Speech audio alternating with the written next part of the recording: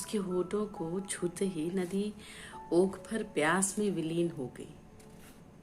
वो इस वक्त की थी ही नहीं, तो आदिम सभ्यताओं के बीच के इस युग की अभिशप्त प्रेयसी।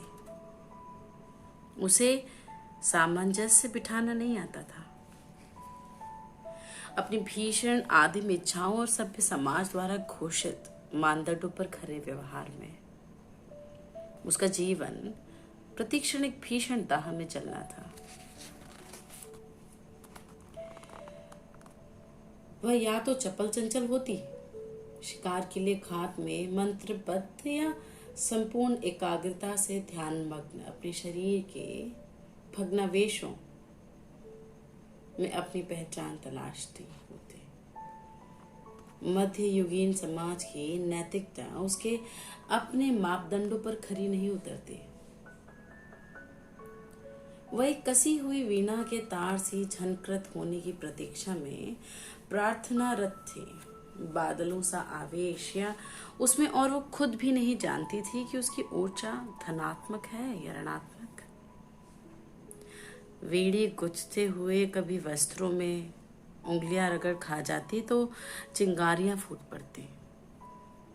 ऐसे ही कुछ तब भी होता जब उस दौर के प्रकांड पंडितों से उसका सामना होता।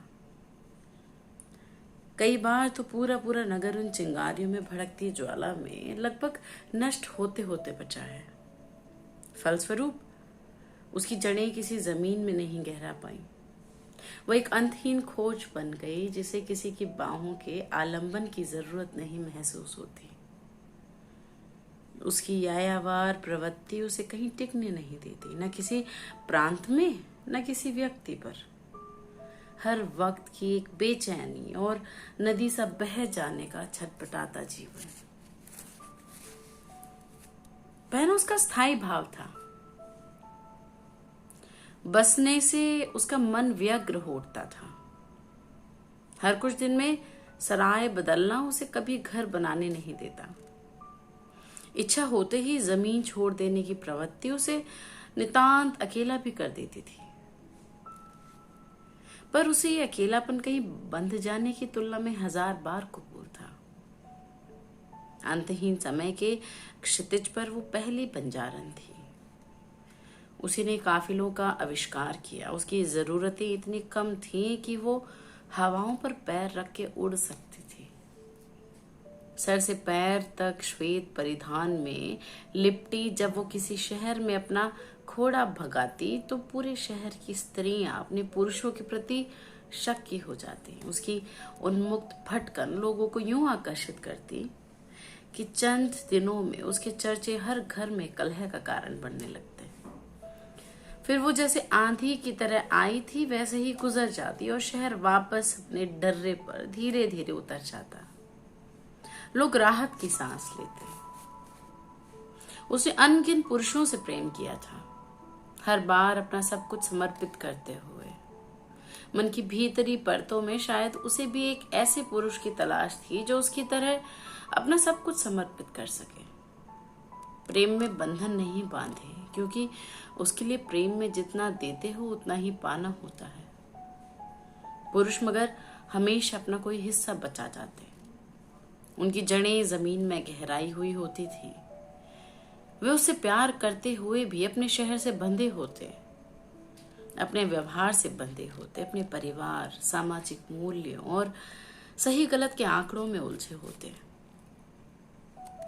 उनके लिए प्रेम एक प्रक्रिया होती। उनमें कभी भी संपूर्ण जीवन होम कर देने लायक व्यग्रता नहीं होती। उनके लिए प्रेम में भी बहना निश्चित था। प्रेम का उद्देश्य होता, उनका जीवन चक्र होता। वे उसे प्रेयसी पत्नी बनाना चाहते थे। प्रेम की उदारता उन दिनों एक कभी न सुनी हुई अवधारणा थी।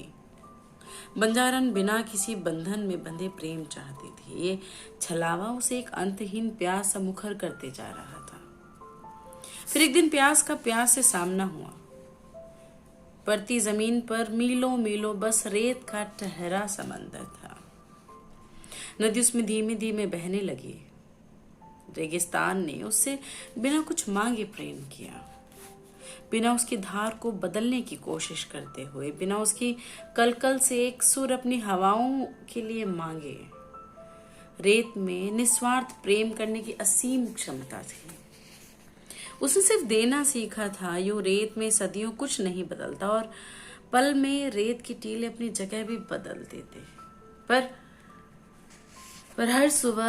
हर सुबह हवा नई लकीरें बनाती और बंजारन के लिए नए सुर ढूंढ के लाती। उसके गीत जब किसी बस्ती या गांव में पहुंचते तो लोग खुली बाहों से उसका स्वागत करते। बेहद ठंडी होती रातों में अलाव तापते हुए बूढ़े, बच्चे और स्त्रियां उसकी कहानियां सुनते। रेगिस्तान इतना विस्तृत था कि वहां सदियों सदियों कोई नया आगंतुक नहीं आता। वो रेत में मीठे पानी के सोते सी बहती और बिना सवालों के जीती। मिट्टी से प्यार करती और कुछ भी कल के लिए नहीं रखती। उसका अकेला रास्ता काफिलों में बदलने लगा था। ये लोग उसे लंबे रास्तों पर किस्से सुनाने चलते हैं।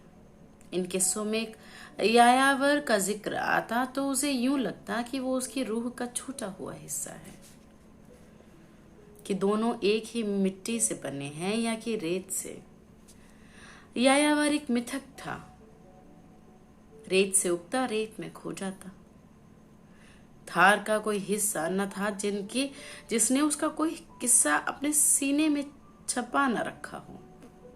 नदी ने कितने आंचलों में उसके नाम के शीशे टके देखे थे। कुछ न मांगना उसकी भी फितरत हुआ करती थी। फिर एक दिन यूं भी हुआ कि नदी से सुबह की धूल झाड़ते अंगड़ाइयां ली ही थी कि उसके तट पर सदियों का प्यासा यायावर ओक भर पानी की प्यास के लिए खड़ा था। उसके दो हाथ ओक में जुड़े कि दुआ में ज्ञात नहीं, पर उसके होठों को छूते ही नदी ओक भर प्यास में विलीन हो गई। बस इतनी सी थी ये कहानी। अगर आप लोगों को पसंद आई तो चैनल सब्सक्राइब करना मत भूलना, ताकि आप और भी बहुत सारी कहानियाँ सुन सकें। और कोई भी टिप्पणी दे सकते हैं, कोई भी फीडबैक, मुझे अच्छा लगेगा अगर आप शेयर करेंगे कि आपको कहानी कैसी लगी। शुक्रिया।